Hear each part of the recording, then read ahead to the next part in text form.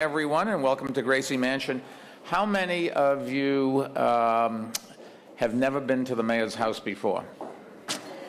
I have bad news for you. You still haven't, because I don't live here.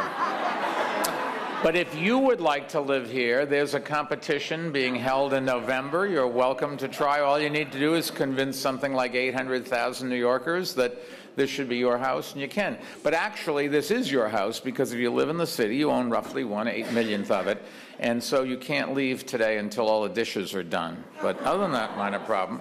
We have some city officials here that I just wanted to mention. Hopefully I've got all of them. Salvador Casano, our fire commissioner. Terrence Holliday, he is our Veterans Affairs Commissioner. Yolanda Jimenez, she is the Commissioner Against Domestic Violence. Kate Levin, who's hiding in plain sight in the door, our Cultural Affairs Commissioner. My vice-alcaldesa, Carol Robles-Roman. There's Carol right in the middle. And yes, you're right, they shouldn't have run that story in the paper they sent me an email about. Fatima Sharma, our Immigrant Affairs Commissioner, and Edna Wells-Handy, who runs DCAS, which does all the facility stuff. And I'm told here, Matthew Eugene. Matthew, are you here someplace?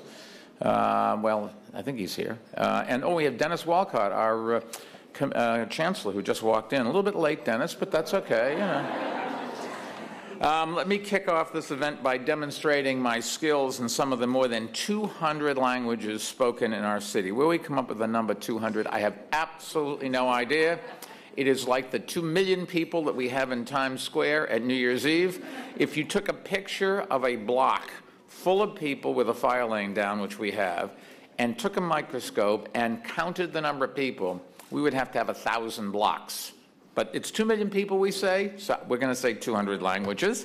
And in that spirit, let me say Dzień dobry, namaskar, tolofa. And if you didn't know, that is hello in Polish, Bengali, and Samoan. My Samoan is iffy, but I'm working on it. If you did that already, then maybe if you did know those, maybe you should run for mayor. Anyways, at the outset, let me acknowledge something that is in the front of all our minds, and that's the tragic attack in Boston this Monday. I know I speak for everyone here when I say that our thoughts and prayers are with the people in that city, and especially those who are victims of the attacks and their families. I grew up just outside of Boston in Medford, Massachusetts, and one of the 3 people that were killed came from Medford, Massachusetts. Let us not forget that that attack in Boston happened on what in Massachusetts is called Patriots' Day. It is every year they celebrate the ride of Paul Revere, and it celebrates the very freedoms that draw millions to our country in search of a better life. And that makes New Yorkers from every corner of the world proud to be called Americans. And we certainly stand in solidarity with Boston this week, and will continue working to build an America of tolerance and mutual respect. And that's the kind of country that you or your ancestors and my ancestors, we think, came from Belarus and Lithuania, but there's no ways to really know. So if that suits you, that's fine. That's where I came from.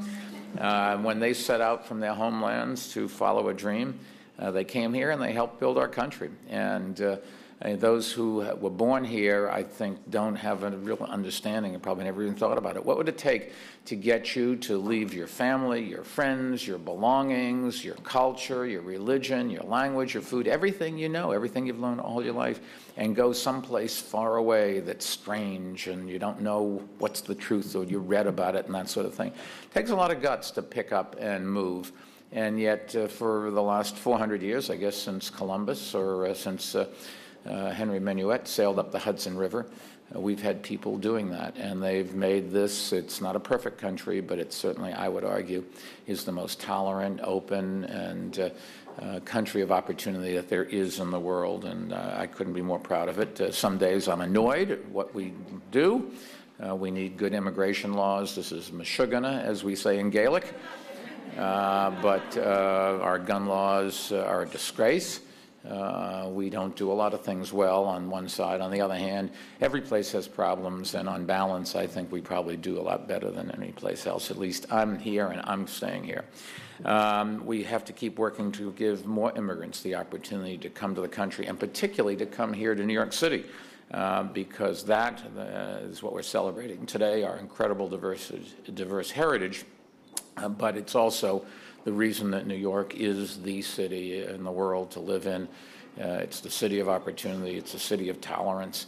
And we've just got to make sure that we keep it that way. And the ways to do that is by constantly having new blood coming from different cultures. They add to our cuisine and our religions and our language and our clothing and how we live. And when you go down the steps to the subway every day and the people next to you look different and sound different, smell different, behave differently, you know, they just become neighbors. And that's the great strength of New York. We are a mixing pot. And when you force people to live together, they find that strangers aren't threatening. They just start accepting. And pretty soon they strike up friendships. And that's how this country has grown. Make no mistake, it's really true that immigrants who've built this country are the future of this country, and that's why our administration has been a leading voice in the effort to fix America's broken immigration system. There may be some good news to celebrate in Washington. I'll believe it when I see it.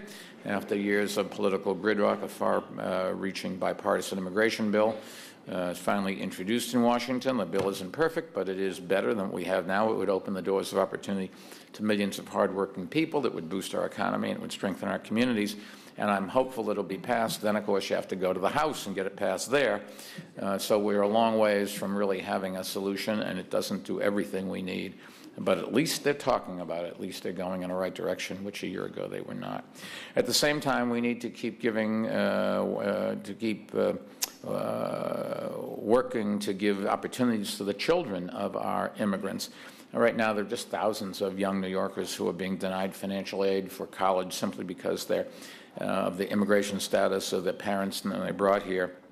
It's not fair to them, but it's really stupid for our country. These are the best and the brightest. These are the kids who are going to win the next Nobel Prize and create the next industry here and create the jobs that all of us need. You know, we've been from day one leading the charge to pass the New York State DREAM Act and also DREAM Act in Washington. It's the right thing to do, and we've just got to make sure that we get it done. It's fascinating when you listen to some of the crazies who say, oh, that person, they broke the law. They were 3 months old when their parents carried them into this country. I know you can't come in if you don't have papers, but let's get serious. Any rational definition of breaking the law does not include a 3-month-old. Anyways, it's only fitting our city should lead the way in immigration reform. The Mayor's Office of Immigrant Affairs, which organizes this breakfast and the events of Heritage Week, was the first of its kind. It's a model for other cities worldwide. You don't have to take my word for it. You just have to ask our fantastic Immigrant Affairs Commissioner, Fatima Shamma, who is with us today.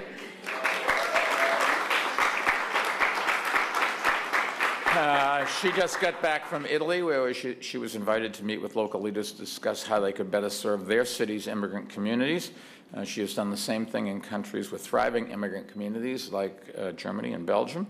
Next week, Fatima will also lead a summit of mayors from around the nation right here in New York. They're coming to learn more about the steps we've taken to make the most immigrant-friendly city in the world immigrant-friendly, and to share ideas on how to turn their own immigrant communities and make them succeed. While she was gallivanting around the world, I was staying here in the 5 boroughs. I don't know who won, but I think I did. Anyways, Fatima Shamma.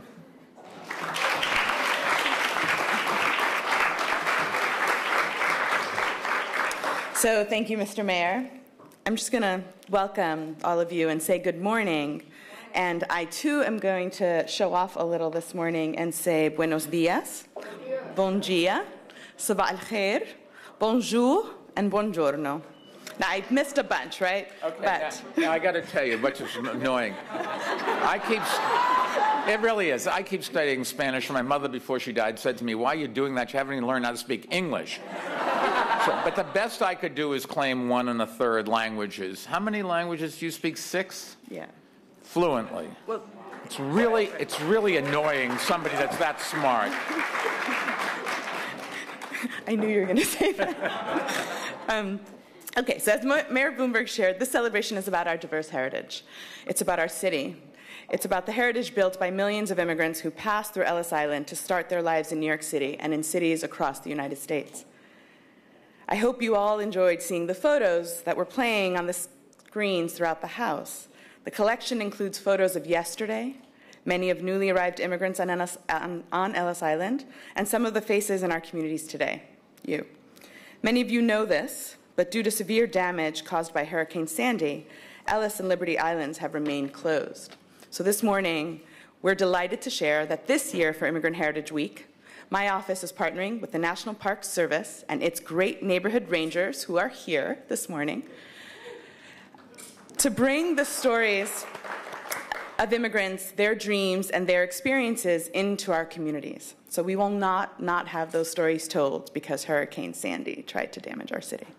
Over 20 educational programs are scheduled for the week, happening at schools and at community and cultural institutions, and we are very excited about our partnership, and we'll give you more details as you are leaving today.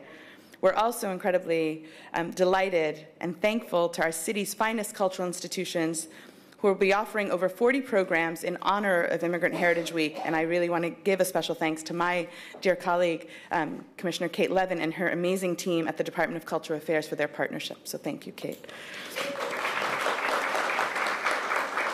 Every year at this breakfast, we have the chance to recognize the unsung heroes of our neighborhoods, the men and women who work with our communities every day and help newcomers take advantage of all our city has to offer.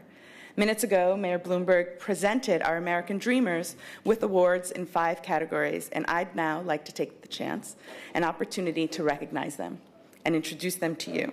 So they are Seema Agnani, Executive Director of Chaya Community Development Corporation, who's being honored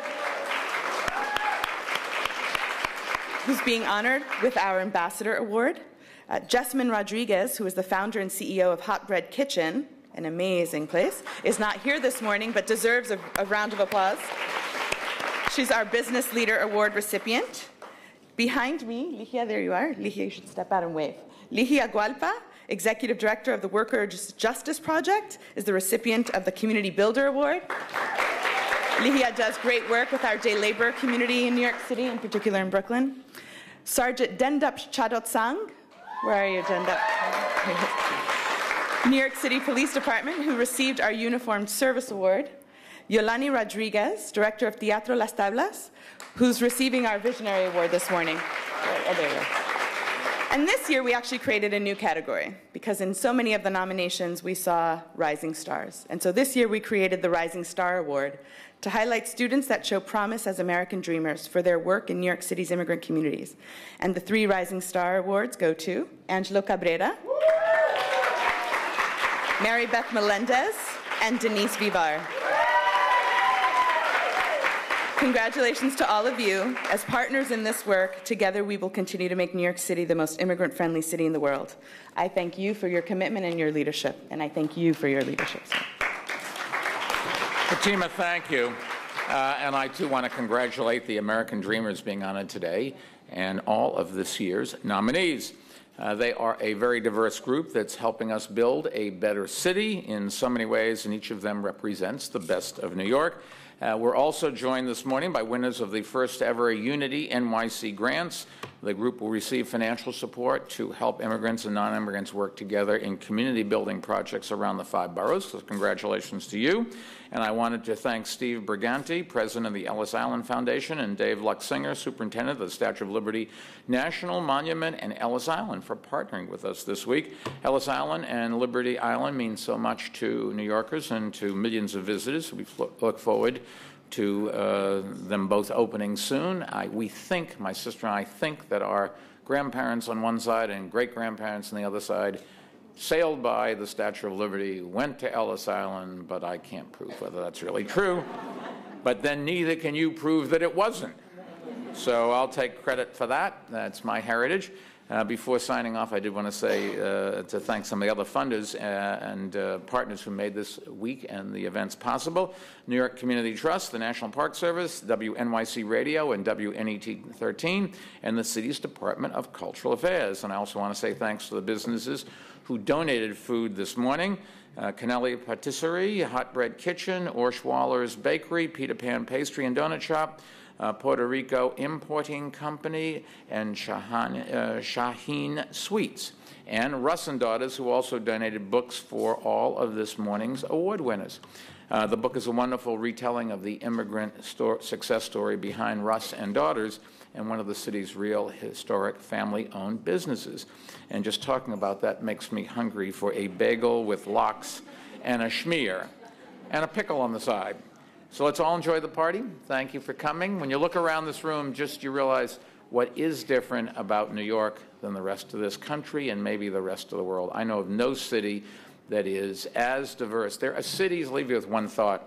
You can go to London, for example, and they will claim that they have as diverse a population if measured by where people come from, and they have as diverse a population if you measure how many languages or count them. But what's different about New York is they live as a mosaic, and we live as a mixture. And I was up, had dinner Sunday night on Arthur Avenue up in the Bronx, great Italian restaurants, the ultimate Italian neighborhood. Wrong. You go one block in either direction from that street and there aren't any Italians there at all. It's every other ethnicity. That's what's different about New York. We live mixed together, and that's the great strength of New York. All the best.